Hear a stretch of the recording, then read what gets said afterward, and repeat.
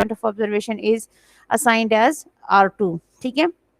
R1, R2, R3 ये तीनों position vectors हैं प्लस क्यू के, ओरिजिन के एंड माइनस क्यू के।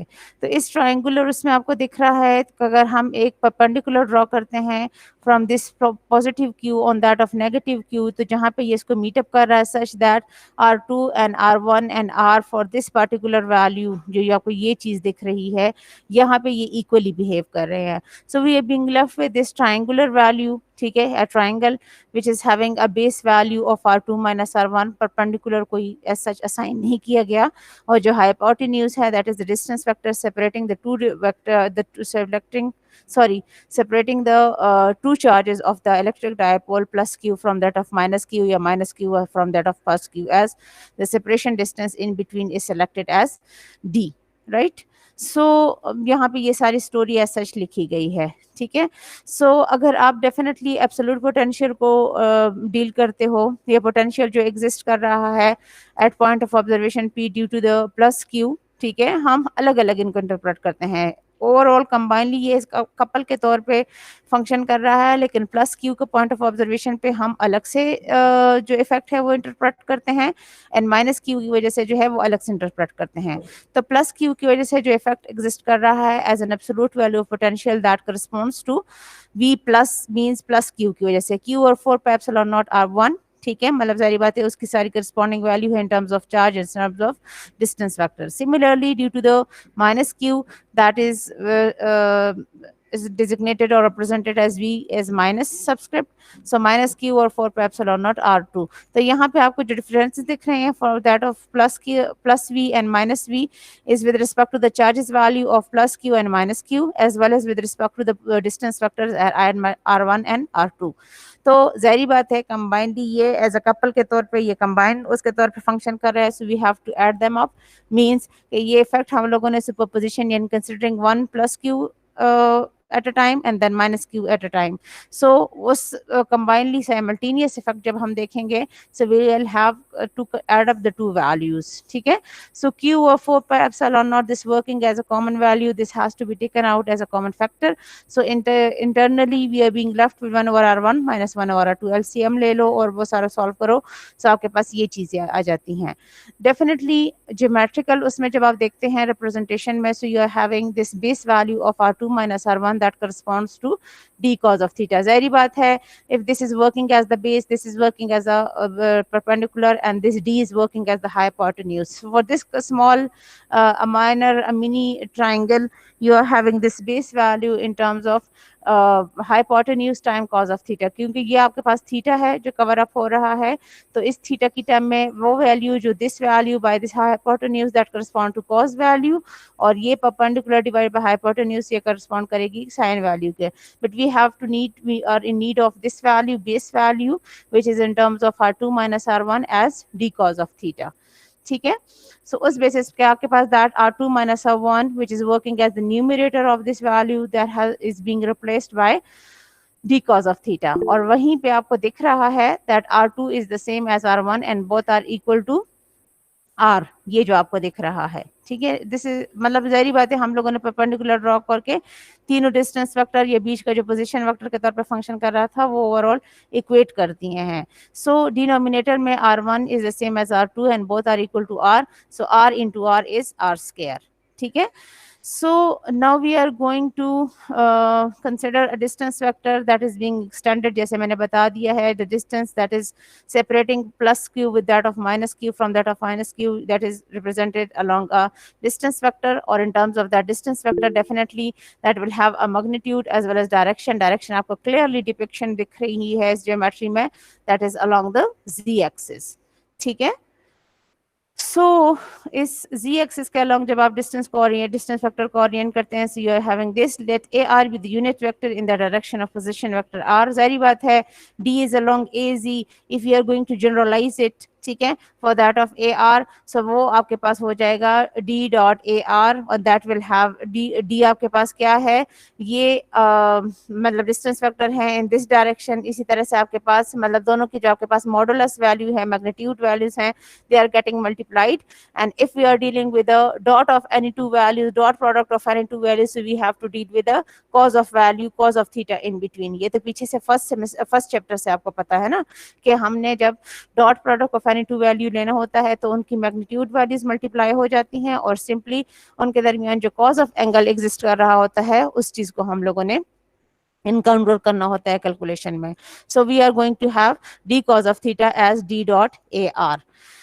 इसी तरह से आपके पास now that above equation which was represented as AO here, that can be written down as d cos of theta is being replaced by d dot AR। ठीक है, denominator आपके पास वही है। Let P be the dipole moment. Dipole moment आपके पास क्या है कि वो आपके पास कोई स्पेसिफिक चार्ज जब इस सर्टेन डिस्टेंस से सेपरेटेड होता है, वो चीज जब आप डील करते हो तो उसमें आपके पास डायपोल मोमेंट मतलब बाय डेफिनेशन ये आपको उस चीज को वो कर रहा होता है, रिप्रेजेंट कर रहा होता है। ठीक है, यानी एक सर्टेन अमाउंट ऑफ चार्ज का एक सर्टेन डिस्टेंस के बाद इफेक्ट क्या होता है, that is being represented as और that is being defined as dipole moment. अब सारी बात है, प्लस क्यू का आपके पास अकॉर्डिंगली अलग से वो होगा, माइनस क्यू सिर्फ माइनस साइन के साथ आपके पास आएगा। ठीक है, लेकिन यहाँ पे आपके पास प्लस क्यू, ये जो ओवरऑल क्यू दिख रहा है, ये आपके पास combined effect of plus Q, मतलब आपके पास जो इलेक्ट्रिक डायपोल है उसका एंटायर इफेक्ट दिख रहा होता है, क्योंकि पीछे से जैसे आपने सोल्यूशन वाइज देखा है, ये कंबाइंड इफेक्ट है जो सेम इफेक्ट कॉमन फैक्टर के तौर पे जनरलाइज करके लिया गया है। ठीक है, सो q along this particular direction is being represented as a dipole moment now।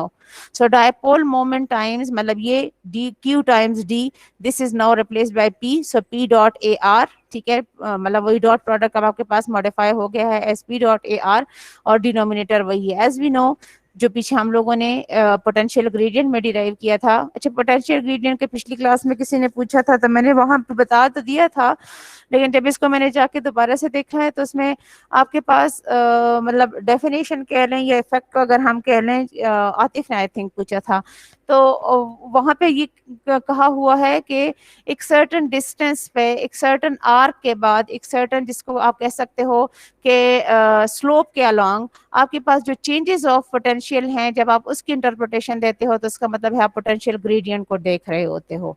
ठीक है, मतलब एक सर्टेन स्लोप के अलोंग, एक सर्टेन डिस्टेंस के अलोंग, या कोई भी दो पॉइंट्स के बीच में जो आपके पास डिफरेंस आ जाता है। ठीक है, so that is being defined as potential gradient। so by definition now that has to be, मतलब डेल आपने लेना है, डेल जारी बात है, del v over del r, del v over del theta, और डेल वी ओवर मतलब change in v with respect to r, change in v with respect to theta, and change in v with respect to phi। ये दोनों चीजें तो आपके पास कोई change नहीं दिख रही। the only change is in terms of r as is being obvious or can be clearly seen from this equation। ठीक है, तो जब उसको आप पार्शियली वो डेरिवेटिव करते हो, डेरिवेट करते हो, तो you are going to have this equation which is as v is, मतलब इसी को वो डेरिवेट किया हुआ है। So you are going to have, नहीं इसमें थीटा भी है, हाँ बिल्कुल थीटा है, फाई के अलॉन्ग चेंजेस सिर्फ आपको नहीं दिखेंगी। सो इसको once with respect to theta देख लें और once with respect to r देख लें, तो आपके पास ये इक्वेशन आ जाती है क्यू डी और 4 pi epsilon naught r cube 2 times cos of theta along r and plus sin of theta along theta। this is the equation of electric dipole। ठीक है, जब इस इक्वेशन को जो आपके पास इन टर्म्स ऑफ वी आई है, ठीक है, लेकिन इसको इन्होंने फिर जो पी आपके पास इनिशियली जो इन्होंने सोल्यूशन करके, मतलब एक्चुअली इन्होंने इस इक्वेशन ए को जो है डेरिवेट किया है for that of partially with respect to of r and partially with respect to theta। ठीक है, ये तो आपके पास जिसको कहते हैं ना कि मॉडिफाइड फॉर्म आ जाती है अगर आपको provided data in terms of electric dipole हो, in terms of instead of q and d and corresponding theta, तो फिर आपके पास आप ये फॉर्म यूज करोगे। और अगर d cos ऑफ थीटा इस तरह की फॉर्म में आपके पास डाटा है तो फिर आप ये वाली फॉर्म यूज करोगे। लेकिन आपको डेरिवेटिव लेने के लिए ये वाली फॉर्म आपको क्लियर इंसाइट नहीं दे रही, clear insight in a sense कि इसमें आपके पास कितनी चीजें इन्वॉल्व हो रही हैं। तो जो आपको क्लियर पिक्चर मिल रही है वो दिस इक्वेशन ऑफ ए से मिल रही है, कि जो आपको ये कह रहा है कि इसमें involvement of change with respect to theta भी शो हो रहा है और change with respect to R भी शो हो रहा है। क्यू और 4 pi epsilon not this is a common factor, ठीक है। So D cos of theta over R square, इसको आप जब आप डेरिवेट करते हो partially with respect to R and partially with respect to theta, तो आपके पास ये इक्वेशन अचीव हो जाती है, which is the equation of E for that of E in means electric dipole generalized, ठीक है। और अगर इस फॉर्म में देखें so this is in spherical, ठीक है।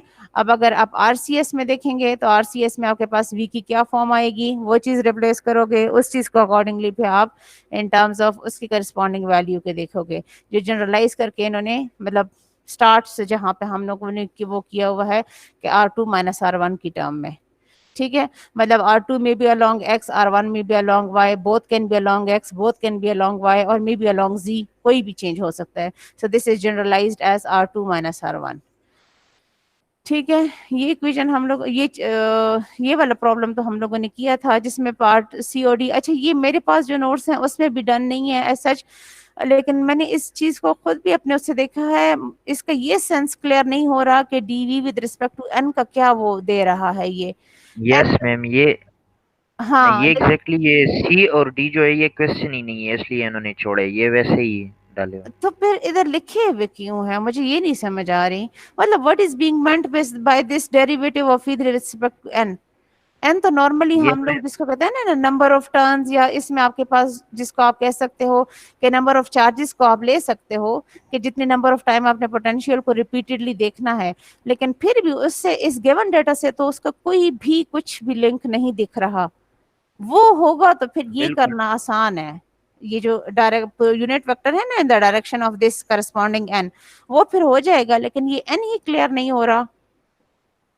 यही मेरे मैम, पास भी यही नोट्स में मसला है। नहीं सॉल्व है बेटा, तो बस ये फिर नहीं, ये मैं फिर नहीं इंक्लूड करूंगी, जाहिर बात है ये इसका एग्जाम पॉइंट। ये ई पार्ट मैम जरा एक्सप्लेन करें इसका, ये लास्ट वाला ये पॉइंट। वाला, अच्छा ये जी आपके पास हम लोगों ने ये फर्स्ट इक्वेशन डिराइव की है ना मैक्सवेल की फर्स्ट इक्वेशन, आई थिंक जी चैप्टर 2 में थी जहां तक मुझे याद पड़ता है, ठीक है। कि जहां पे आपके पास एप्सिलॉन और टाइम ई, फिर उसको हमने डी से रिप्लेस कर दिया था, ठीक है, ये डेल के साथ डाइवर्जेंस के साथ, and that was equated to rho of v. दोबारा से करने की जरूरत तो नहीं है इसको, ये की हुई तो है ना। नहीं, ये पहले से अच्छा की हुई है, लेकिन ठीक है, उन्होंने ये इसमें कुछ डेटा गलत डाला हुआ है इस क्वेश्चन में, ये देख। अच्छा मैं देखती हूँ, ठीक है। अच्छा अब ये देखें, जब आप इसको डेल ऑफ डी देखेंगे यानी डाइवर्जेंस देखेंगे, ठीक है, तो उसमें आपके पास आ जाएगा। अब इसमें आपको डेटा ये शायद गलत दिख रहा होगा कि नॉर्मली अगर हम उसके देखते हैं क्या कहते हैं स्फेरिकल कोऑर्डिनेट में डेल डेल तो हम लोगों ने जनरलाइज करके देखा था ना, जिसके साथ लिखा हुआ है कि it's derivation is not included in the course, but for the sake of मतलब अंडरस्टैंडिंग आप इस चीज को गो थ्रू कर लें। तो वहां पे अगर आपने देखा हो तो डेल ऑफ डी यानी अगर इस ओवरऑल फॉर्म को हम देखते हैं तो हमारे पास ई आ रहा है, ये जो ऊपर से ई आ रहा है, क्योंकि epsilon not times E is now to be replaced as और that has to be selected as D. ये तो दिख रहा है ना यहाँ से, you have to put epsilon not time E as D.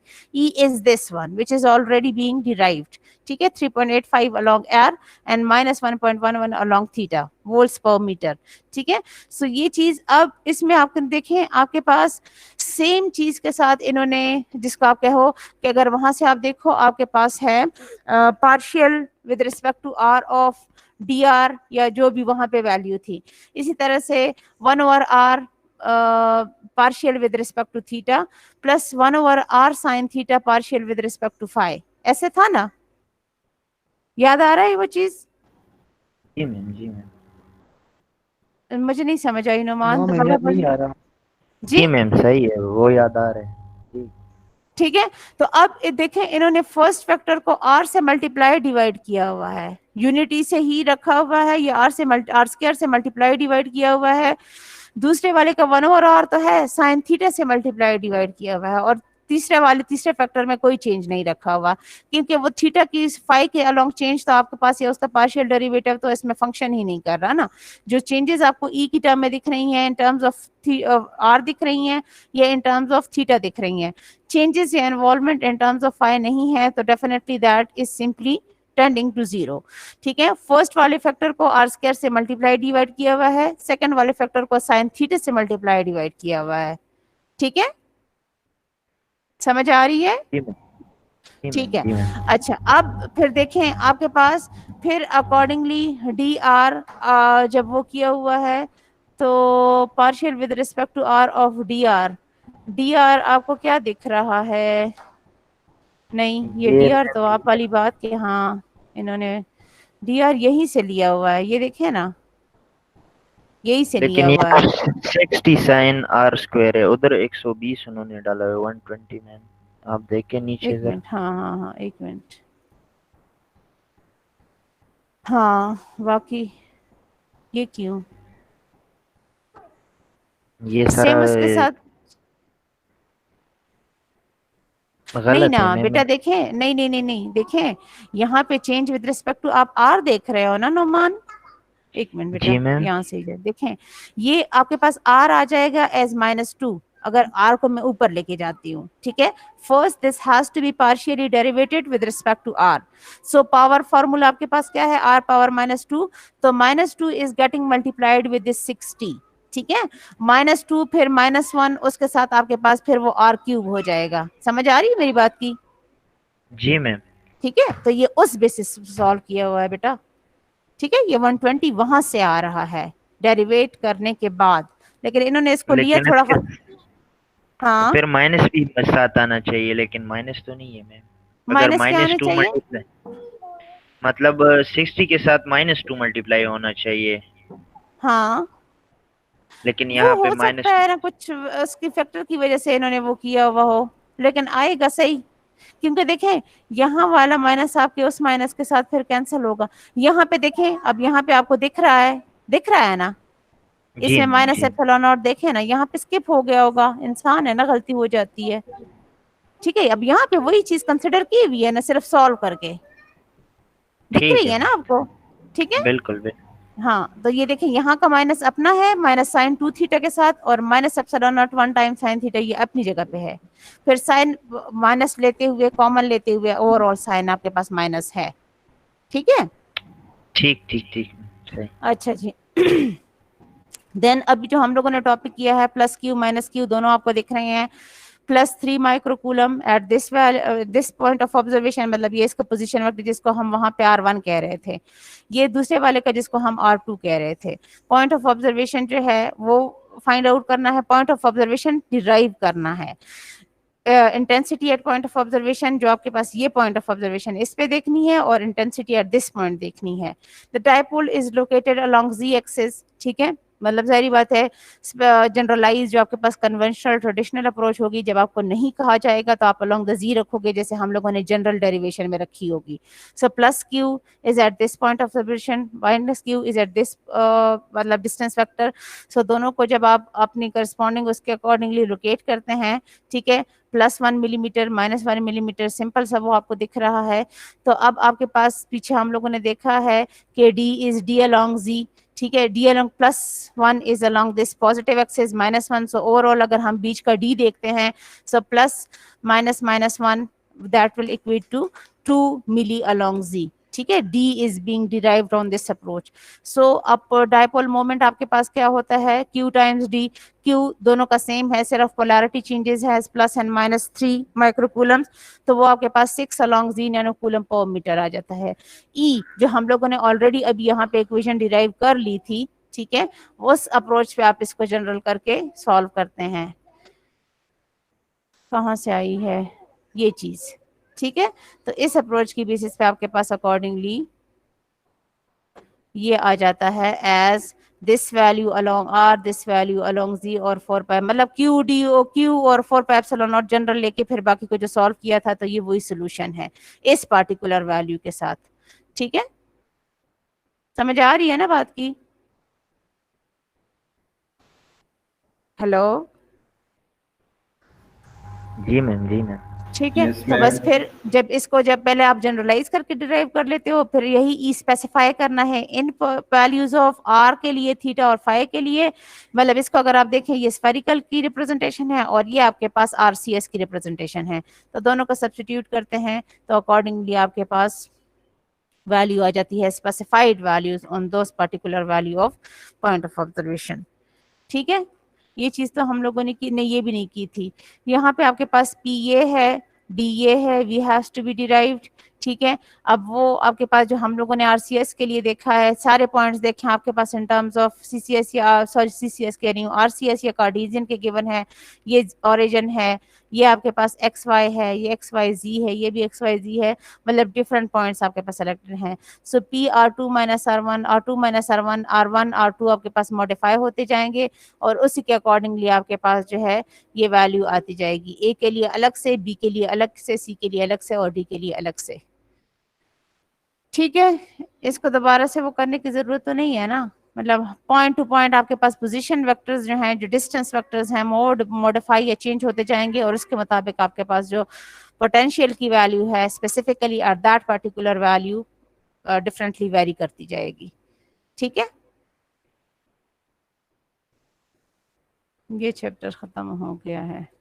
ठीक है ना, क्लियर है सबको? जी मैम। अच्छा जी। Know about the chapter 8A। ठीक है। 8, 9 और 10 चैप्टर्स हमारे रहते हैं। ठीक है। 8 के 2 पार्ट्स हैं और 9 और 10 जो है वो लमसम एक ही वो है। अच्छा, अभी से मैं वो कर रही हूँ, नेक्स्ट वीक मैं क्लास नहीं लूंगी। मेरा अपना एमएस का कुछ एग्जाम है, तो फिजिकल एग्जाम है हमारा ना, तो मुझे पेशावर जाना होगा। ठीक है। तो अभी से बता रही हूँ कि लाइक नेक्स्ट वीक में अगर आप लोगों ने किसी और टीचर की क्लास शेड्यूल करनी है उनको कह के, तो आप कर सकते हो। ठीक है। अच्छा जी। जी। So the first topic is about Biot Savart law. ठीक है। द स्टेटमेंट इसकी काफ़ी लंबी है, काफ़ी वो है। ठीक है। लेकिन अगर इसको एलाबोरेट करके मैं बताती हूँ, तो आपके पास जब भी करंट कैरिंग कंडक्टर होगा तो सारी बात है उसके इर्द गिर्द आपके पास एक वो, जब किसी करंट कंडक्टर में करंट फ्लो करता है तो वो मैग्नेटाइज हो जाता है, या उसके इर्द गिर्द आपके पास मैग्नेटिक फील्ड इफेक्ट जनरेट हो जाता है। उस मैग्नेटिक फील्ड को जब आप किसी भी पॉइंट ऑफ ऑब्जर्वेशन पे इंटरप्रेट करते हो, किसी भी पॉइंट ऑफ ऑब्जर्वेशन उसकी विसिनिटी में जहां पर उसको फील्ड इफेक्ट है, ये चीज मैं बार बार कह रही होती हूँ, क्योंकि जाहिर बात है अगर बियॉन्ड फील्ड इफेक्ट किसी पॉइंट को आप देखते हो जहां पे उसका फील्ड इफेक्ट एग्जिस्ट नहीं करेगा, उसका कोई इफेक्ट ही नहीं होगा, तो उस पॉइंट को लेने की कोई जरूरत ही नहीं है। ठीक है। मतलब जाहिर बात है वो चीज आप ले ही नहीं सकते हो। तो within the field effect का पॉइंट ऑफ ऑब्जर्वेशन सेलेक्ट करते हो, वही आपके पास क्या होता है with respect to the origin, ये जो करंट कैरिंग कंडक्टर होता है, ये इसमें से कोई भी डिफरेंशियल पैच आप उठा लेते हो, डिफरेंशियल सेगमेंट उठा लेते हो, फिर एंटायर लेंथ में बाद में जैसे हम देखेंगे, उस डिफरेंशियल पैच को आप with respect to the origin position vector assign करते हो, पॉइंट ऑफ ऑब्जर्वेशन को position vector with respect to the origin assign करते हो, और दोनों को with respect to one another as a distance vector देख रहे होते हो। तो ये कहा जा रहा है बेस्ड ऑन दिस लॉ कि आपके पास जो पॉइंट ऑफ ऑब्जर्वेशन पे मैग्नेटिक फील्ड इंटेंसिटी होगी, मैग्नेटिक फील्ड का इफेक्ट का जो इफेक्ट होगा, ठीक है, करंट कैरिंग कंडक्टर की वजह से, अगर उसको हम देखें तो वो ओवरऑल एग्जिस्ट करता है, वो डिपेंड करता है, डायरेक्टली प्रोपोर्शनल होता है to that of the product of current, magnitude of differential length and sine of angle between this current filament या current carrying conductor and the line that is connecting this filament to the point of observation. ठीक है। जबकि field effect जो है आपके पास inversely relate करेगा to the distance that is separating the point of observation with respect to the source point. ठीक है। मतलब जैसे ये चीज तो मैंने आपको समझा दी है ना। अब इसके अकॉर्डिंगली जैसे हमारी नॉलेज है जनरलाइज्ड एफएससी बेसिस पे भी हम कह सकते हैं कि अगर magnetic field density and magnetic, जैसे हम लोगों ने इलेक्ट्रिक फील्ड डेंसिटी और इलेक्ट्रिक फील्ड इंटेंसिटी को देखा था, तो आपके पास डी था एज एप्सिलॉन नॉट टाइम्स ई। तो अगर आप मैग्नेटिक फील्ड डेंसिटी बी की बात करते हैं, तो वो आपके पास जो मीडियम की करस्पॉन्डिंग लिंकेज फिनोमेना है जिसको हम कहते हैं म्यू, ठीक है, वो थी आपके पास परमिटिविटी, ये है परमिबिलिटी। ठीक है। ये आपके पास म्यू जो है ये परमिबिलिटी ऑफ करस्पॉन्डिंग मीडियम जो है उसको रिप्रेजेंट कर रहा होता है। So this magnetic field intensity is perpendicular to the plane joining, मतलब ये तो आपके पास वही वाली बात करें, लेकिन अगर हम जनरलाइज देखते हैं तो आपके पास जो मैग्नेटिक फील्ड डेंसिटी है वो permeability times magnetic field intensity के साथ रिलेट कर रही होती है. So based on this statement of law, the differential density at the point of observation P, that dB will be directly proportional to I, that will be direct proportional to dl, जो differential segment यानी source है, उस source में से कितनी strength का charge flow कर रहा है, करंट फ्लो कर रहा है, यानी जाहिर बात है उस करंट की बेसिस पे कितना स्ट्रॉन्ग मैग्नेटिक फील्ड उसके अलोंग उसके अराउंड जो है वो एग्जिस्ट या जनरेट हो रहा होगा, किस करस्पॉन्डिंग लेंथ के लिए आप उसको ले रहे हो, जो साइन ऑफ एंगल है, साइन ऑफ एंगल कौन सा एंगल है, ये वाला, this is the theta, this is the theta means कि जो source with respect to the point of observation जो इंक्लिनेशन शो कर रहा है, जो इंक्लिनेशन मीन के जो एंगल मेक कर रहा है, उन दोनों के दरमियान जब साइन ऑफ एंगल आप लेते हो तो वो आपके पास शो कर रहा होता है कि इस फिलामेंट का उस पॉइंट ऑफ ऑब्जर्वेशन पे क्या इफेक्ट आ रहा है. So this strength of the density is directly proportional to the strength of current. This is also directly जी जी जी जी. मैम ये जो इक्वेशन है B equal to mu H, इसमें B क्या है और H क्या है? इसमें म्यू जो है, जैसे हम लोगों ने अभी पीछे देखा था ना बेटा, D was epsilon naught times E, ठीक है. एप्सिलॉन नॉट टाइम्स ई के मींस इंटेंसिटी किस मीडियम में से फ्लो थ्रू कर रही है, यानी परमिटिविटी टाइम्स जो परमिटिविटी ऑफ मीडियम है जिसमें से आप इंटेंसिटी लिंकेज को देख रहे हो, इंटेंसिटी फ्लो को या इंटेंसिटी बिहेवियर को देख रहे हो. जब इंटेंसिटी उस बिहेवियर की करस्पॉन्डिंग उस पैरामीटर के साथ which was introduce as epsilon naught was for the vacuum, इसी तरह से यहाँ पे भी म्यू नॉट फ्री स्पेस के लिए होगा, और म्यू आर या सिंपल म्यू हम कोई भी रिलेटिव परमिबिलिटी की मीडियम के लिए देखेंगे, ठीक है. So this is actually H is actually that is magnetic field intensity and B is magnetic field density, ठीक है. तो वहां पे जैसे epsilon naught times E permittivity times intensity was density, ठीक है, in terms of electric field. Right now magnetic field intensity या permittivity मतलब permeability आप क्या कर रहे थे, permeability को आप किस तरह से डिफाइन कर रहे थे, अगर मैं डेफिनेशन की बात करूं, परमिबिलिटी आपको क्या शो कर रही होती है, अभी मैंने दिया भी है दोबारा से हवाला, लेकिन आप मुझे प्लीज डिफाइन करें कि एप्सिलॉन नॉट टाइम ई यानी permittivity times intensity was equating to density, क्या वो कर रहा है ये चीज, how will you define permittivity from here? Ma'am कोई भी जो मुझे नहीं सुनाई दे रहा बेटा, माइक थोड़ा सा वो करेंगे लाउड या बोलेंगे.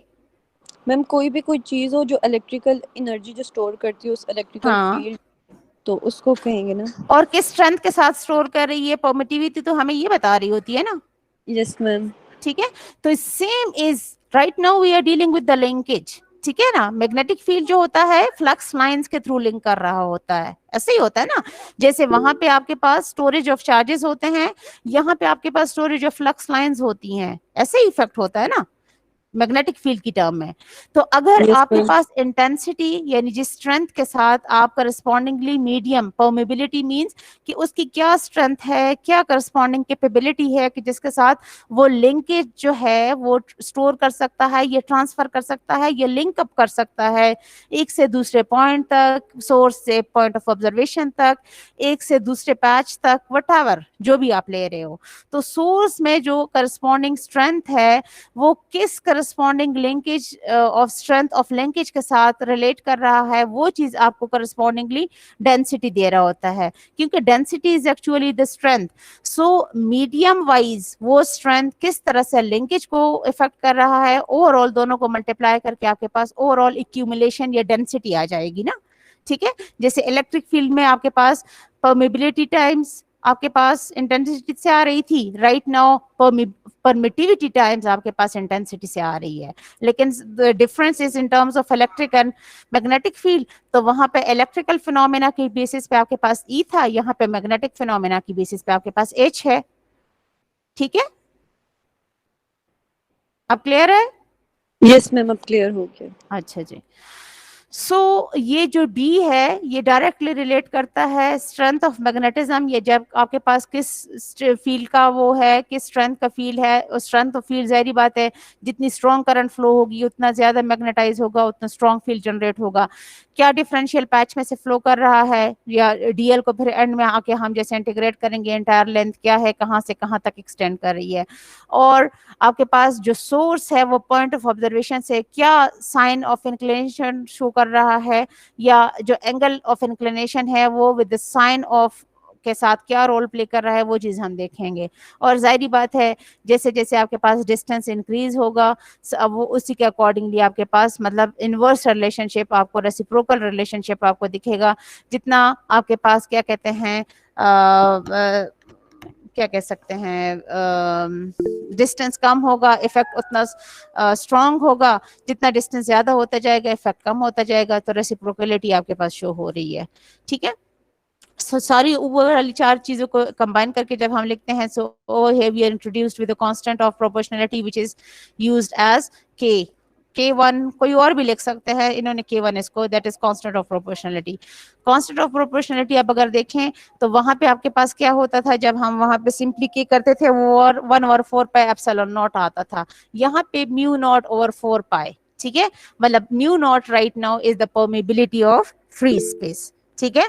जो रिलेटिव होगा तो फिर अकॉर्डिंगली वो चीज आपके पास, और ऐसी म्यू नॉट के साथ म्यू आर या सिंपल म्यू या कोई और प्राइम वैल्यू के साथ रिप्रेजेंट करना चाहते हैं तो वो अकॉर्डिंगली आपके पास इंट्रोड्यूस होता जाएगा।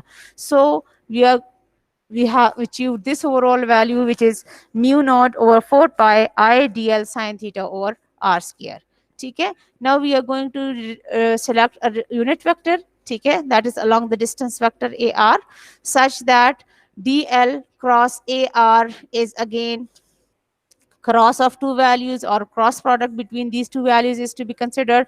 so जाहिर बात है इनकी मॉडुलस वैल्यूज आ जाएंगी और साइन ऑफ एंगल होगा, और right now it is a cross product तो डेफिनेटली इसकी कोई डिजायर्ड कोई डिराइव्ड डायरेक्शन भी होगी depending on this cross multiplied values, ठीक है।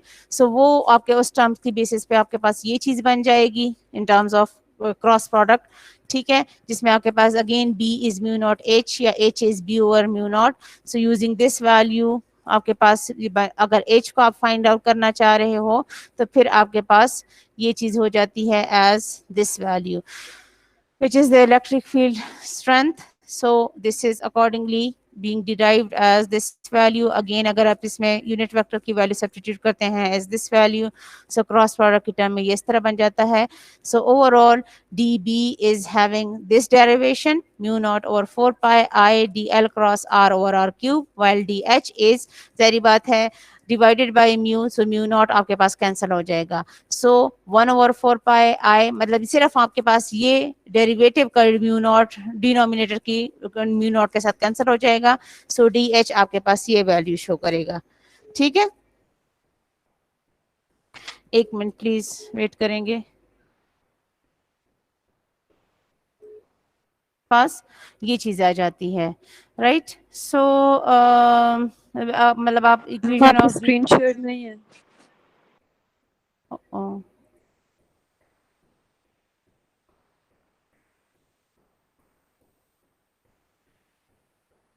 अब ठीक है, सॉरी, अच्छा जी। सो आपके पास जो है बी आ जाता है as this one, right.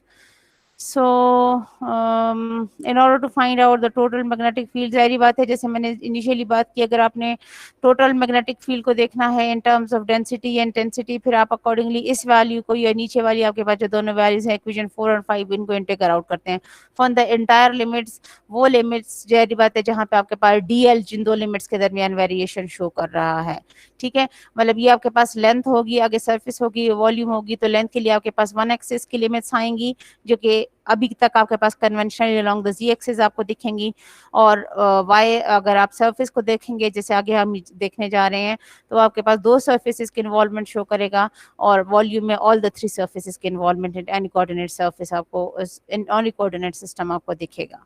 So B आपके पास आ जाता है ये वैल्यू, ठीक है, और एच आ जाता है एज इक्वेशन 7। अब वही वाली बात जैसे मैंने उसकी बात की है कि अगर intensity in terms of a line instead of a line, ठीक है, आपके पास along as a surface as an area आपको दिख रही है, ठीक है, you have to consider a conductor in the form of a sheet, ठीक है, in the form of a surface, in form of a 2D, ठीक है, so that is having a magnitude thickness. Let's suppose one of the axes as DL और जो width है वो as B show की गई है.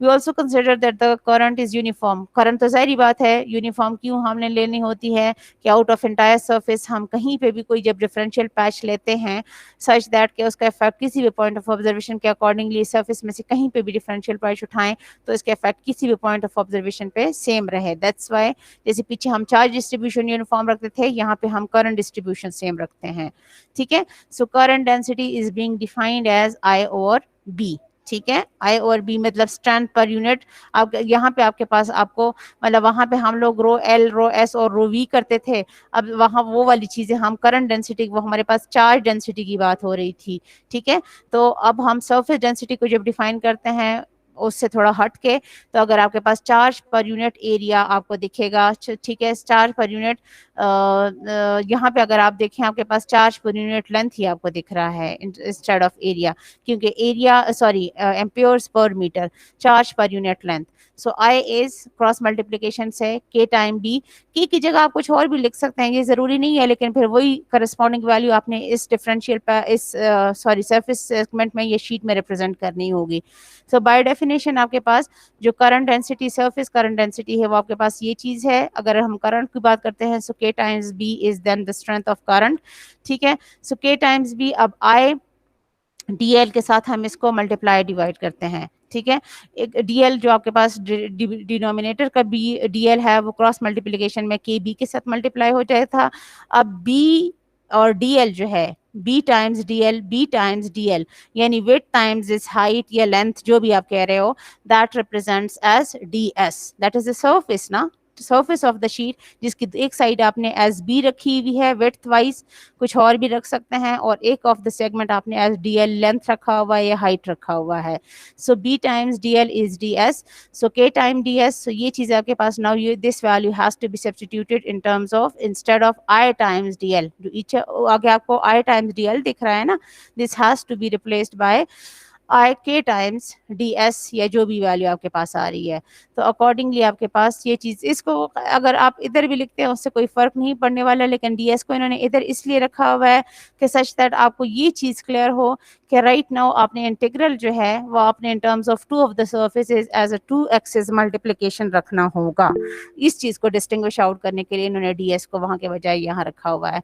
And cross multiplication of K with respect to A R यानी यूनिट वेक्टर जिस direction में आपके पास दिखेगा, ये जो भी आपके पास करस्पॉन्डिंग, अब अगर इसको हम देखें तो ये आरसीएस के टर्म्स में आपके पास रिप्रेजेंटेशन दे रहा है जनरलाइज, ठीक है, बेसिक कोऑर्डिनेट सिस्टम के तौर पे.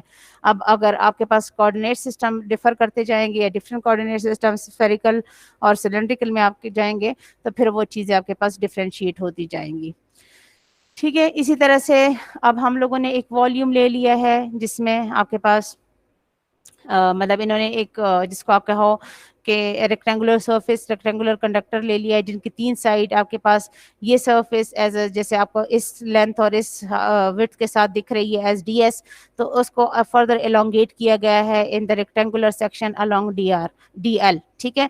डीएल आप रखोगे, ये डीएस आपके पास अकॉर्डिंगली डीएस या कोई भी और वैल्यू के साथ डीई भी हो सकता है क्योंकि surface is definitely an area, ठीक है. So volume current density is being defined as J I over DS, ठीक है, वॉल्यूम करंट डेंसिटी, राइट. वहां पे आपके पास सरफेस करंट डेंसिटी जो थी वो ए ओवर एम यानी एम्पियर्स पर मीटर, और अगर एम्पियर्स पर मीटर स्क्वायर है so this is being defined as volume current density, क्योंकि आगे जाके ये as a this value modify हो जाएगी, ठीक है. So cross multiplication I is J dot D S, again J is a unit vector, direction of J will be in the direction of I, definitely जो direction of flow of current होगा वही direction of field होगा. That's why I times D L is J D S dot D L, ठीक है. So D S dot D L is D V, J times D V is I D L. अब वही ऊपर वाला जो I D L था that is being replaced by J times D V. DV again आपके पास shuffle करके या रीअरेंज करके ये फॉर्म दे रहा है as J cross A R over R square DV. Integral of this entire value has to be considered for with that of the common factor of mu naught over 4 pi for b or 1 over 4 pi for that of h. ठीक है, ठीक है. जी ma'am. अच्छा जी, अब यही चीज हम ma'am ये जो है ए आर की डायरेक्शन में, इसलिए हमने इधर ए आर लिया डायरेक्शन. अबीरा बच्चे मुझे नहीं सुनाई दिया, दोबारा बोलेंगे प्लीज. मैम ये जो जे है हाँ ये ए आर की हाँ डायरेक्शन में, इसलिए हमने यहाँ पे ए आर लिया. बिल्कुल बिल्कुल, ये पीछे से आपको देखे है ना कि जो डायरेक्शन ऑफ आई होगी वो डायरेक्शन ऑफ ए आर होगी, और जाहिर बात है उसी आई की वजह से जे डेवलप हो रहा है, तो जे की भी वही डायरेक्शन होगी जो आई की होगी. अगर आई की अलोंग ए आर है तो जे की भी अलोंग ए आर होगी. ठीक है, मतलब ये तो हम अभी जनरलाइज या basic coordinate system of rectangular के साथ देख रहे हैं ना. अभी भी हमने ए आर फर्दर उसमें आपके पास मॉडिफाई हो जाएगा, या एक्स या ए वाई या ई जी एक वो आ जाएगा ना. फिर डी वी जो होगा as a product of an two axes वो आपको दिखेगा. ठीक है, मतलब डायरेक्शन तो एक ही, उसमें करंट जो होगी वो एक ही डायरेक्शन में, उसकी वजह से फील्ड एक ही डायरेक्शन में होगा. लेकिन एंटायर इफेक्ट कंबाइनिंग लाइन किस केस में सिर्फ एक एक्सिस पे, जैसे आपको डीएल यहाँ दिख रहा था सरफेस की टर्म में, यहाँ पे आपको डीएस दिख रहा था टू एक्सिस मल्टीप्लीकेशन, और डीवी की टर्म्स में all the three axis multiplication as DV दिख रहा है. ठीक है, यस मैम. अच्छा जी, अब हम जा रहे हैं magnetic field intensity due to the infinitively long straight conductor. ठीक है, यही चीज है जो ऊपर हम लोगों ने देख लिया है सिर्फ लाइन चार्ज की टर्म में. लेकिन अब आपके पास जो सोर्स वैल्यू है, जो लाइन चार्ज है, जो पहले अलोंग डी एल या स्पेसिफिक लेंथ ऑफ एल में एग्जिस्ट कर रहा था, अब वो इन्फिनिटिवली लॉन्ग है. वो एक्सटेंड कर रहा है along the ji axis from minus infinity to plus infinity. ठीक है, तो मतलब इसकी कोई लिमिट्स नहीं है. ये जो आपको कंडक्टर दिख रहा है ना जिसमें करंट फ्लो कर रहा है, तो करंट कहाँ से स्टार्ट हो रहा है, किस करस्पॉन्डिंग माइनस एक्सिस से along the z axis minus sense of z axis में कहाँ से एंटर हो रहा है, प्लस z में कहाँ तक फ्लो कर रहा है, उसकी कोई लिमिट्स नहीं है. लेकिन इसमें करंट आपके पास यूनिफॉर्मली फ्लो कर रहा है, uniform magnetise field effect generate कर रहा है. वही पॉइंट ऑफ ऑब्जर्वेशन हम विसिनिटी में within the field effect select करते हैं. उस पॉइंट ऑफ ऑब्जर्वेशन को with respect to the origin assign करते हैं. जो आपके पास सोर्स सेगमेंट है उसमें से कोई भी डिफरेंशियल पैच, ओवरऑल पैच की तो कोई लिमिट नहीं है, लेकिन टोटल लिमिट आपके पास मिलने से कोई आप डिफरेंशियल पैच उठा लेते हो डीएल, उसको पोजीशन वेक्टर असाइन करते हो, दोनों को with respect to one and other जो है वो देखते हो. Now the point of observation is such that the position vector is r2. इसका पॉइंट ऑफ ऑब्जर्वेशन के कह रहे हैं, सोर्स पॉइंट का r1 है. ठीक है, applying head to tail rule. अब देखें ये जो आपके पास है r2, अगर इसको हम एक्सटेंड करते हैं टुवर्ड द xy प्लेन, ठीक है, तो वहां पे आपके पास एक्स वाई का कंबाइंड बिहेवियर हम लोग सीसीएस में, क्योंकि कंडक्टर है तो conductor you can say that is a cylinder, कह सकते हैं ना. Conductor normally is a round in nature, that has to be selected round in nature, और मिनिमाइज्ड उसमें जिसको हम कहती हैं कि मिनिएचर कंडक्टर है ना वो, और मिनिएचर कंडक्टर है तो सॉरी एक मिनी सिलेंडर है. ठीक है, तो मिनी सिलेंडर को जारी बात है that has to be worked out in that of cylindrical coordinate system. तो उस करस्पॉन्डिंग इक्विवेलेंट बिहेवियर को देखने के लिए हमने इस पॉइंट ऑफ ऑब्जर्वेशन को एक्स्ट्रा प्लॉट किया है toward that of x Y plane, और x Y plane combined behaviour along the rho हम लोगों ने देखना चाह रहे हैं. ठीक है, इस बात की समझ आ रही है. आपके पास जिस वायर में से, जिस रेक्टेंगुलर उसमें से, रेक्टेंगुलर नहीं सॉरी, जिस कंडक्टर में से करंट फ्लो कर रहा है, जिसकी वजह से मैग्नेटाइजिंग इफेक्ट आ रहा है, और इस मैग्नेटाइजिंग इफेक्ट को बायट-सैवर्ट लॉ की बेसिस पे हम पॉइंट ऑफ ऑब्जर्वेशन पे इंटरप्रिटेशन देना चाह रहे हैं फॉर एनी डिफरेंशियल सेगमेंट, या फिर entire limits of minus infinity to plus infinity eight the and हम देखेंगे ना कि उनको हम सब्स्टिट्यूट करके किस तरह से देखना चाह रहे हैं, ये किस तरह से सब्स्टिट्यूट करेंगे, और फिर अकॉर्डिंगली उसका minus infinity to plus infinity का एंटायर इफेक्ट देखेंगे. तो जिसकी वजह से सोर्स इफेक्ट जनरेट हो रहा है या मैग्नेटाइजिंग इफेक्ट जनरेट हो रहा है, that is due to the current flow through a conductor.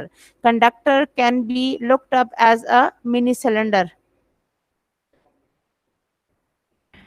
Ji ma'am सही. Asma Star lecturer हैं, बैच एडवाइजर हैं, प्रॉक्टर हैं और स्कॉलरशिप इंचार्ज हैं. Any other additional duty?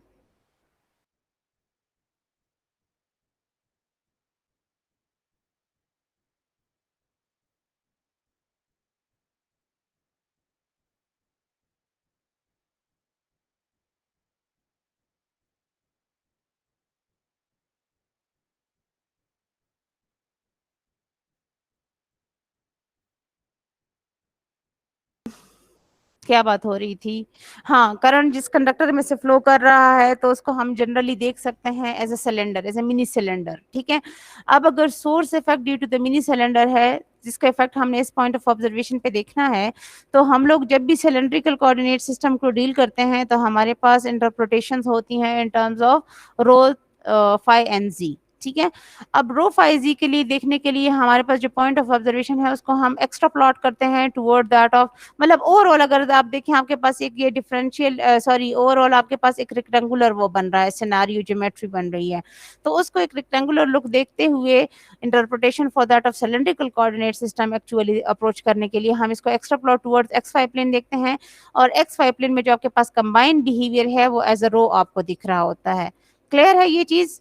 यानी आपके पास जो फील्ड इफेक्ट है उसका सिर्फ आपके पास इस जी एक्सिस का अलोंग इफेक्ट नहीं होता, for that of point of observation along this rho axis भी आपको इफेक्ट दिखेगा, क्योंकि ये साइड तो आपके पास जी की इंटरप्रिटेशन दे देगी, लेकिन ये इफेक्ट जो आपको यहाँ पे as a distance vector R दिख रही है ये actually in the direction of rho है. ठीक है. ये दोनों इक्वली आपके पास पैरेलल लाइंस के तौर पे फंक्शन करते हैं. जैसे ये दोनों एक्सेस आपके पास पैरेलली अलोंग द जी, ये जी 0 पे है, ये जी पॉजिटिव कुछ वैल्यू पे है, उस तरह से आपको दिख रहा है. दिख रहा है ना? Anyone please? ये मैम. ठीक है. तो अब अगर हम ए हेड टू टेल रूल को देखते हैं तो this value plus this value, मतलब अगर हम हेड टू टेल रूल, ये जो आपको हेड्स दिख रही हैं क्योंकि ये टेल है ये हेड है, ये टेल ऑफ जी है ये हेड है. और पॉइंट ऑफ ऑब्जर्वेशन को अगर हम direct position vector from the origin assign करते हैं which is generalised as R2, तो in terms of this head to tail आपके पास rho along rho plus z along z का रोल आपको combinely in terms of generalised effect for the position vector of R2 दिखेगा, which is actually the position vector, the distance separated apart from that of the origin for the point of observation है. ठीक है. Now consider a very small segment, वही आपके पास entire, तो आपके पास plus ji to minus जी, आपके पास या minus जी two plus जी इन्फिनेटिवली locate कर रहा है, लेकिन आपने जो डिफरेंशियल पैच उठाया है let's that is being along this position vector and that is being इस जी से डिफर करने के लिए इसको prime value as z prime along z रखा हुआ है.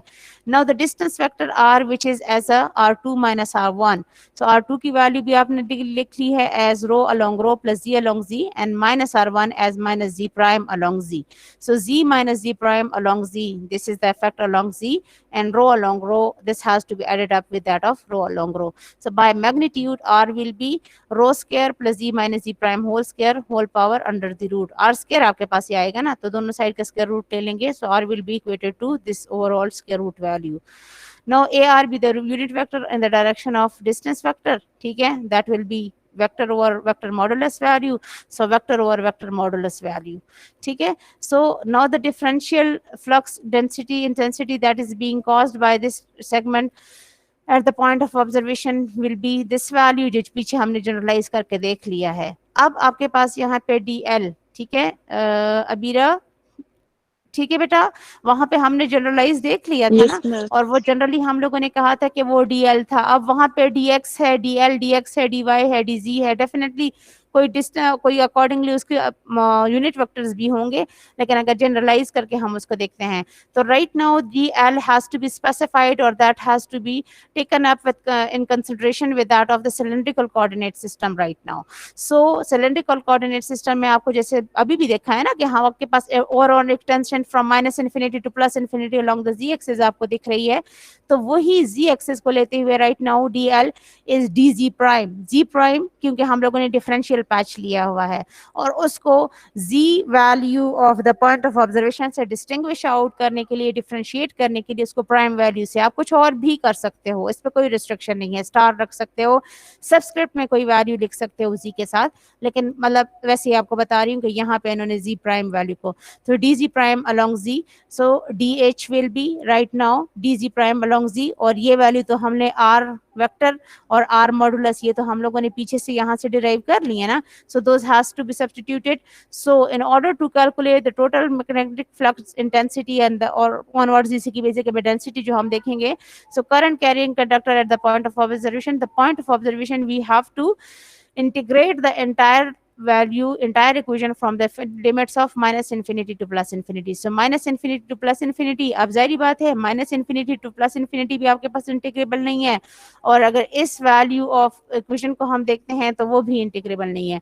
तो फिर हमारे पास सब टेक्निक क्या होती है, सब्स्टिट्यूशन टेक्निक, जिसमें हमसे सब्स्टिट्यूट करते हैं इस form of z minus z prime that has to be equated as rho को tan ऑफ थीटा, फिर जारी बात है इसी को जब डिफरेंशिएट करते हैं for that of z prime, so वो आपके पास accordingly minus d z prime और minus cosecant square theta d theta minus minus cancel करके ओवरऑल आपके पास इन्हीं लिमिट्स को ईच करस्पॉन्डिंग सब्स्टिट्यूशन की बेसिस पे हम इन लिमिट्स को भी सब्स्टिट्यूट करेंगे from minus infinity to plus infinity when cotangent of theta is z prime minus z prime और रो, या जी प्राइम माइनस जी रो कोटेंजेंट थीटा, तो सारी बात है cotangent theta will be z minus z prime over rho. तो अगर tangent theta आपके पास क्या हो जाएगा, रो और z minus z prime, so when z is minus infinity so this equates to 0, theta आपके पास 0 इक्वेट हो जाता है, और जब z equal to plus infinity तो फिर आपके पास थीटा हो जाता है पाई। ठीक है, so minus infinity to plus infinity भी सब्स्टिट्यूट हो गया है, और ये वाली वैल्यू अब देखें यहाँ पे इन्होंने डायरेक्ट इस वैल्यू को this overall z a z cross a z जो है ये 0 किया हुआ है। क्यों 0 किया हुआ है मैं पूछती हूँ, जिससे मैं पूछूं वही बताए। हमजा हमजा अली काजमी, आप बताओ बच्चे, ये आपस में आप लोगों ने क्या चैट शुरू किया हुआ है? जी मैम। मैंने क्या पूछा है जी मैम। कि ए यहाँ पे आपको दिख रहा है ना इस इक्वेशन में, ठीक है, equation 1 becomes h equal to integral from 0 to pi in this entire value at the end az cross az is being equated to 0। इसकी मुझे दो लॉजिक्स दें, एक नहीं, व्हाई दिस इज 0, एक मैथमेटिकल लॉजिक दें और दूसरा मुझे सिमेट्री लॉजिक दें। ये 0 इसलिए क्योंकि ये क्या कहते हैं उसको, वेक्टर प्रोडक्ट है। हाँ वेक्टर प्रोडक्ट है, किस चीज का, वो तो क्रॉस से ही दिख रहा है कि वेक्टर प्रोडक्ट है, लेकिन किस बेसिस पे? मैम एजी और डीजी दोनों वेक्टर हैं, इसलिए ये क्रॉस होके तो 0 हो जाएंगे। ये डीजी नहीं है बच्चे, दोनों एजी है और एजी है। एजी है, सही नजर नहीं आता। हाँ सही से नजर नहीं आता मैम, लेकिन ये वेक्टर प्रोडक्ट है इसलिए क्रॉस होके 0 हो जाएंगे। वेक्टर प्रोडक्ट किस में केस में 0 होता है, कौन सी वैल्यूज को 0 आता है? ऐसे ही जिसका भी क्रॉस प्रोडक्ट ले लो वो 0 हो जाएगा। No no no no ma'am, अगर सेम हो तो फिर 0 होता है, सेम एक्सिस वैल्यू। जी हाँ, और अगर इसी चीज को मैं यहाँ तक आने से पहले ही 0 करना चाहूँ सिमेट्री अप्रोच की बेसिस पे, तो उसकी क्या लॉजिक है? ये चीजें इसको मैंने जीरो एग्जाम करना में भी चाहें दो बराबर। पॉइंट ऑफ व्यू से पूछी थी, दो पार्ट्स मैंने इसको इंक्लूड किए थे क्योंकि ये इंपॉर्टेंट पॉइंट है। सिमेट्री वाइज अगर मैं इसको में 0 मैम करना, पूछे थे आपने? मैंने मिड टर्म में पूछे थे। अगर सिमेट्री वाइज मैं कहूँ कि मैं इसको लॉजिकली सिमेट्री वाइज 0 करना चाह रही हूँ तो उसकी क्या मंतक बनती है, क्या लॉजिक बनती है? मैम ये 0 डिग्री पे आ जाएंगे। प्लस पार्ट चार्ज डिस्ट्रीब्यूशन हम कह रहे थे, अब यहाँ पे करंट फ्लो। हाँ मुझे भूल याद गए, नहीं आगे होगा चल। मैम बिल्कुल। हाँ हाँ जी हाँ, मैम। तुम्हें याद नहीं है, तुम्हें क्या याद है मुझे ये बताओ। मैम तो बस ये जो याद था बता दिया मैम। हाँ बस बाकी आपकी जगह कोई और पढ़ेगा ना, पढ़ना शुरू करो। अच्छा बस बहुत एंजॉयमेंट वाला काम बहुत हो गया है, ठीक है। अच्छा जी, तो अब सॉरी इसमें से मैम हम, आपकी आवाज नहीं आई। अब तो नहीं आएगी।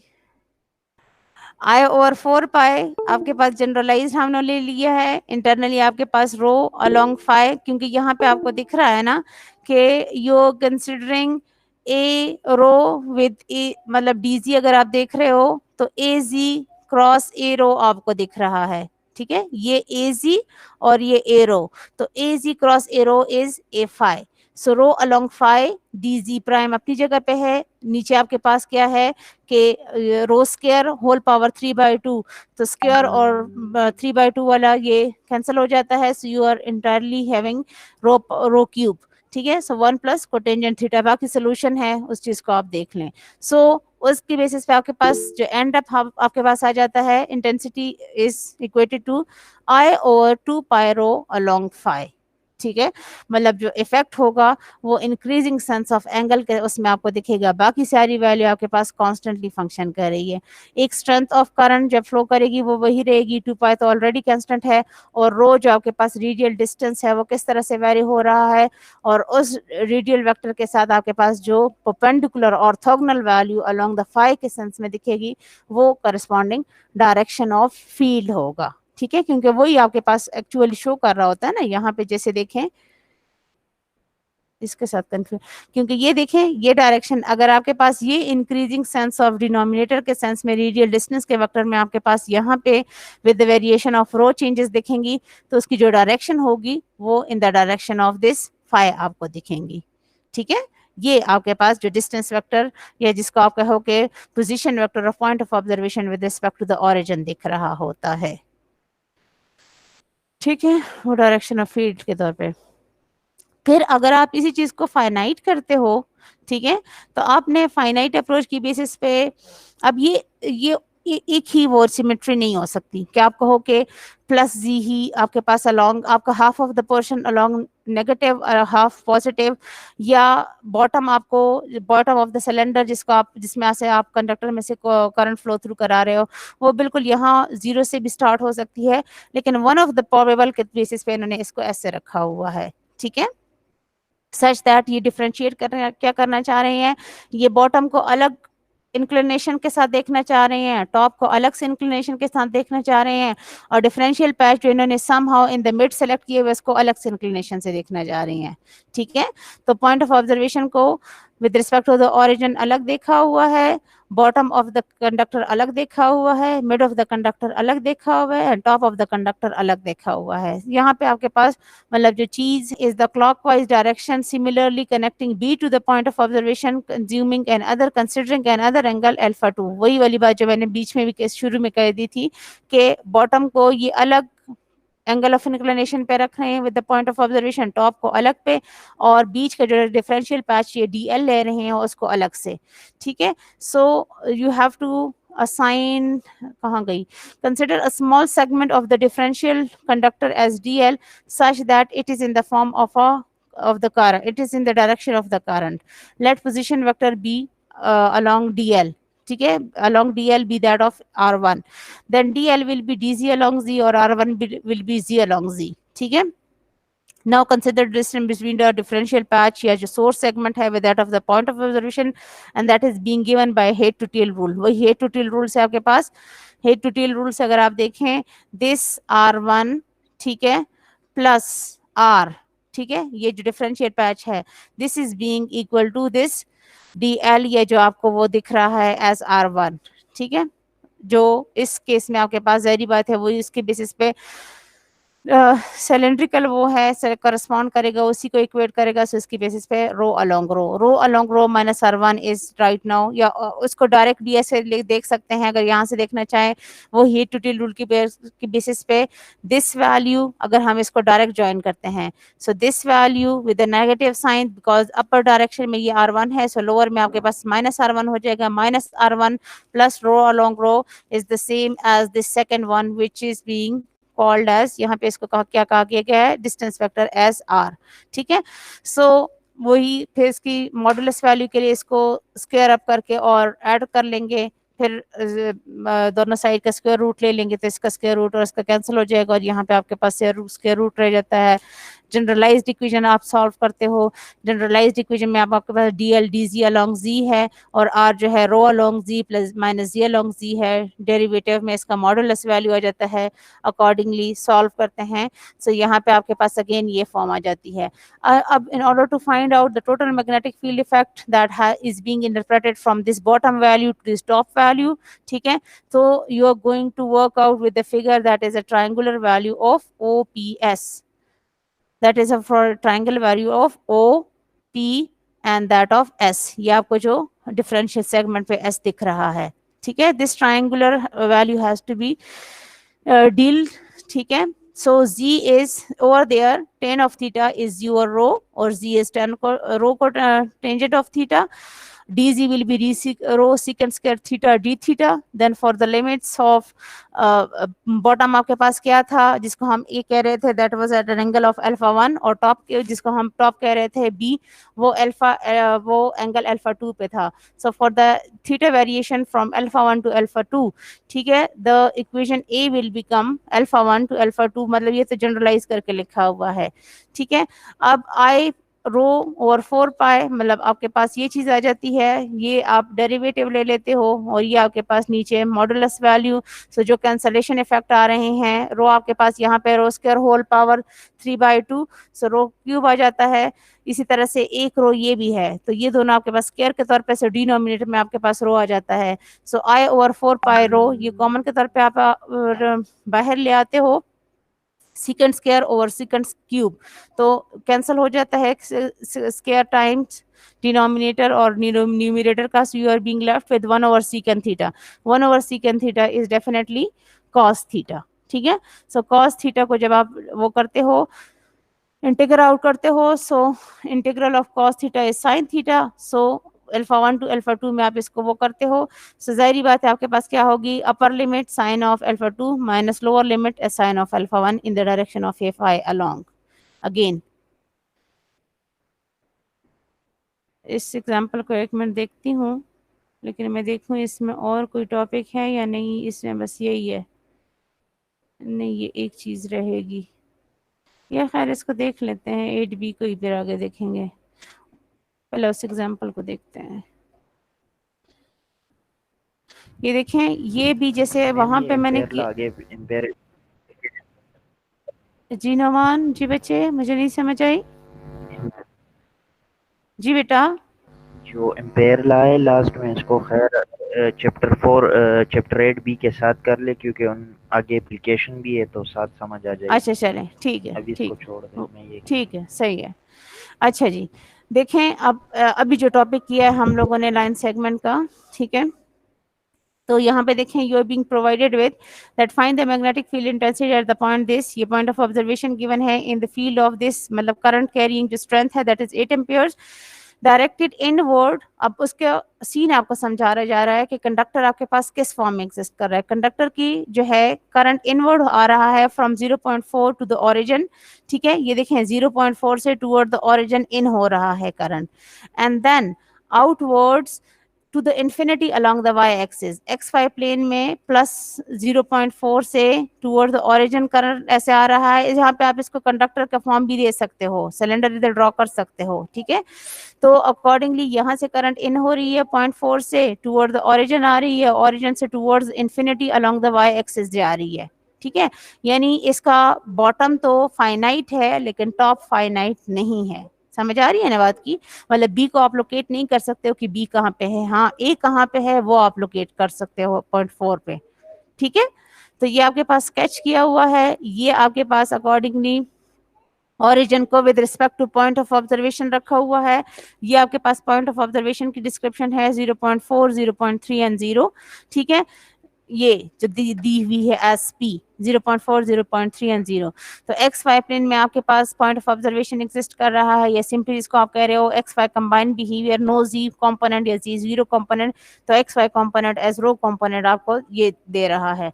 सो अब वो रो का जो एक्स है वो आपको क्या दिख रहा है, ये सारी बात है, ये आपके पास 0.4, 0.30 है, ठीक है। तो ये साइड आपके पास कितनी हो जाती है, ये रो एक्स क्या हो जाती है, इसके अकॉर्डिंगली रो एक्स क्या हो जाएगी, दिस इज 0.4, 0.3 एंड 1। तो ज़ाहिर बात है ये आपके पास अगर 4 यूनिट्स 0.4 है तो y जो है रो y जो है वो आपको 0.4 दिखेगा, और इस पॉइंट की डिस्क्रिप्शन 0.3 अलोंग y एक्सिस है तो रो x जो है वो आपको 0.3 दिखेगा। ठीक है, तो अकॉर्डिंगली आपके पास इस डिस्क्रिप्शन के अलोंग, इस पॉइंट ऑफ ऑब्जर्वेशन के डिस्क्रिप्शन के अलोंग रो, अब ये क्या कह रहे हैं कि ये, क्योंकि देखें नीचे वाला जो बॉटम के अलोंग आपके पास toward that of point of observation है उसको ये अलग देख रहे हैं, ठीक है, उसको अलग देख रहे हैं with respect to the x, with respect to the y, और जो टॉप है उसको अलग से देख रहे हैं विद रिस्पेक्ट टू एक्स और with respect to the y. ठीक है, तो अकॉर्डिंगली अगर आप रूट अल्फा 2 को देखते हो तो that is tan inverse of 0.4 by 0.3, ठीक है, यानी y बाय x, सो वो आपको ये एंगल दे रहा है। और रो 1 सॉरी अल्फा 1 जो है वो माइनस इन्फिनिटी के तौर पे आपके पास एग्जिस्ट कर रहा है, यानी आपके पास ए की जो डिस्क्रिप्शन है वो भी 2 पॉइंट्स की टर्म में है, बी की जो डिस्क्रिप्शन है वो भी 2 पॉइंट, या बॉटम जो है उसको भी 2 पॉइंट्स के दरमियान, 2 पॉइंट्स के दरमियान क्यों, क्योंकि उसका effect certain component effect along x दिखेगा, certain component effect along y दिखेगा। हमारे पीछे वाले उसमें प्योरली अलोंग जी था ना जो हम लोगों ने जनरली सॉल्व किया है यहाँ पे, ठीक है, ये प्योरली आपको अलोंग जी दिखेगा, but right now our conductor is over here, point of observation has to be selected somewhere in xy plane around the rho axis. ठीक है, सो रो का सर्टेन कंपोनेंट अलोंग x भी दिखेगा, अलोंग y भी दिखेगा। जी बच्चे बोलो। जी बेटा मैं सुन रही हूँ। आज के लिए काफी है मैम, आज के लिए काफी है। ये टॉपिक बस फिर ये एग्जांपल खुद देख लें। ये दूसरे वाले एग्जांपल तो बहुत आसान है लेकिन यहाँ पे थोड़ी लॉजिक थी वो मैं समझा रही हूँ। ओके मैम, ठीक है, ठीक है, उसकी तो मतलब वो है, उसमें तो कोई डाउट वाली बात ठीक है नहीं है। मैम, ठीक है, ठीक है, सो अकॉर्डिंगली आपके पास रो सही है 2, ठीक सही है, है। क्योंकि अभी हम पहले इसका क्या कह रहे हैं, इफेक्ट देख रहे हैं for the bottom in terms of x in terms of y, इसी तरह से for the top in terms of x in terms of y, क्योंकि यहाँ पे देखें, ये देखें ना, रो एच एक्स आपको अलग से दिख रहा है, एच वाई आपको अलग से दिख रहा है। एच एक्स में आपके पास रो 2 सॉरी अल्फा 2 अल्फा 1 की वैल्यूज आपको दिख रही हैं, ये देखें ना, एच एक्स इज एक्स आपको जो दिख रहा है, और 4 pi rho x sine alpha 2 minus sine alpha 1 along rho, जबकि एच वाई आपके पास क्या है, आई ओवर 4 पाई रो वाई, ठीक है, sine of alpha 2 minus sine of alpha 1। So वही बॉटम के लिए एक्स वाई का रो अलग से देखने के लिए, ठीक है, उसके पास उसमें आपके पास रो 2 का सॉरी अल्फा 2 का जो रोल है that is tan inverse of y by x, ठीक है, which is giving you this value, और x आपके पास जिसको कहते हैं कि अगर आप अल्फा 1 की बात करते हैं फॉर दैट ऑफ द क्या कहते हैं टॉप ऑफ द उसको देखना चाह रहे हैं, या y effect of the bottom को देखना चाह रहे हैं, तो वो प्योरली आपके पास एज 90 डिग्री आपको दिखा, ये चीज जो आपको दिख रही है। ठीक है, पहले आप सिर्फ इस सेगमेंट को देख रहे हो in terms of these two values, तो इस सेगमेंट के लिए ये लोअर ट्राइंगल भी कह सकते हो। ठीक है, ये लोअर ट्राइंगल में आपके पास जो वैल्यूज आ रही हैं, 10 ऑफ वैल्यू इज 0.4 ओवर 0.3, ठीक है, उससे आपके पास अल्फा 2 की वैल्यू आ रही है, अगर अल्फा 1 की आप वैल्यू देख रहे हो तो दैट इज प्योरली अलोंग -90। इसी तरह से अगर आप इस सेगमेंट को देख रहे हो, ये ऊपर वाले इस ट्रायंगल को देख रहे हो, तो फिर आपके पास जो है मतलब यही चीजें आप उनके लिए सॉल्व करोगे तो आपके पास आ जाएगा ये चीज। इसी तरह से एच एक्स आपके पास आई भी आपको गिवन है एज 8, ठीक है, क्योंकि आपको यहाँ बताया जा रहा है ना that 8 amperes inward from this towards the origin, so ये 8 एम्पियर्स आपके पास स्ट्रेंथ हो जाता है, और रो एक्स आपके पास 0.3 है, सो ऑन बाकी वैल्यू सब्स्टिट्यूट करते हो तो component of field along in the direction of x आ रहा है। इसी तरह से अल्फा 1 प्राइम के लिए, अल्फा 2 के लिए, तो वो आपके पास अलग से वैल्यूज आ जाती हैं। वैल्यू सब्स्टिट्यूट करते हो कारण तो वही रहती है ना, सिर्फ यहाँ से ओरिजिन और ओरिजिन से टुवर्ड्स वाई इन्फिनिटी तक फ्लो कर रही है, तो ये जब वैल्यू सब्स्टिट्यूट करते हो तो ओवरऑल इफेक्ट आपके पास rho H x plus H y दोनों का combined effect S20 over pi along rho आ जाता है। ठीक है। यहाँ पे आपके पास सिर्फ डिफरेंशियल सेगमेंट की टर्म में है, उसमें सच कोई ऐसी वो नहीं है, सिंपली जनरलाइज जो हम लोगों ने इनिशियल वैल्यू सॉल्व की थी ना, इनिशियल इक्वेशन से स्टार्ट किया था, वहाँ पे DL और R और DL तो सिंपली आपके पास इन वैल्यूज की टर्म्स में गिवन है, तो R आपके पास स्पेसिफाई होता जाता है और R के अकॉर्डिंगली आपके पास वैल्यूज जो हैं वो वेरी करती जाती हैं। ये बहुत सिंपल सा वो है, इसमें कोई ऐसी समझने वाली चीज़ नहीं है। और ये चीज़ भी, ये आपको वो गिवन है, ठीक है। H प्रोवाइडेड है, H आपने RCS में देखना है, at this point of observation I ये है, और कंडक्टर एक्सटेंडिंग फ्रॉम, ये देखें अब Z0 से Z6 तक, Z+6 से Z इंफिनिटी तक, Z माइनस इंफिनिटी से प्लस इंफिनिटी तक। तो ये आपने डिफरेंट रोल्स देखने हैं फॉर दिस वैल्यू, और इसके अकॉर्डिंगली स्केच करके देखते जाना है, ठीक है। मतलब इसमें कोई ऐसी उस वाली बात नहीं है, डाउट वाली या कंफ्यूजन वाली, ठीक है। सिंपली इसको गो थ्रू करें, जिस उसमें थोड़ी लॉजिक थी वो मैंने आपको समझा दिया है, वो वाला प्रॉब्लम। मैम प्रॉब्लम्स के सॉल्यूशन इजी होते हैं, फिगर नहीं बन रही होती, वो जो पॉइंट्स होते हैं ना, फिगर नहीं समझ आती ये फिगर कैसे बनाए। इस फिगर को समझाऊं अब, पिछली वाली फिगर समझ आ गई है?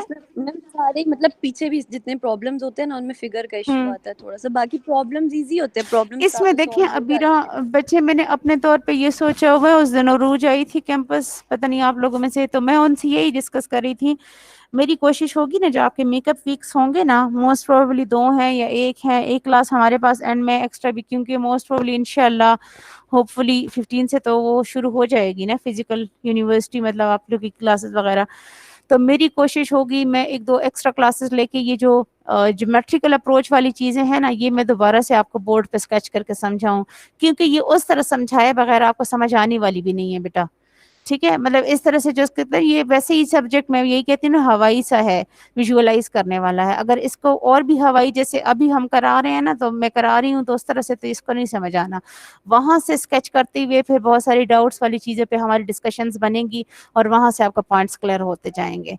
लेकिन इस तरह से इनको एग्जैक्टली राइट नाउ अभी वाली अप्रोच में इसके स्केचेस को एग्जैक्टली समझना बहुत मुश्किल है, इसलिए मैं इसके लिए अलग से एट द एंड सेशन जो दूंगी ना, वो इसी चीज़ को देना चाह रही हूँ कि आप लोगों को इसकी, अगर इस पे आपकी कमांड आ गई ना, फिर प्रॉब्लम को आप वाली बात, इसका स्केच बना लो ना, तो प्रॉब्लम खुद ब खुद सॉल्व होता जाता है, फिर उसमें कुछ बचता ही नहीं है।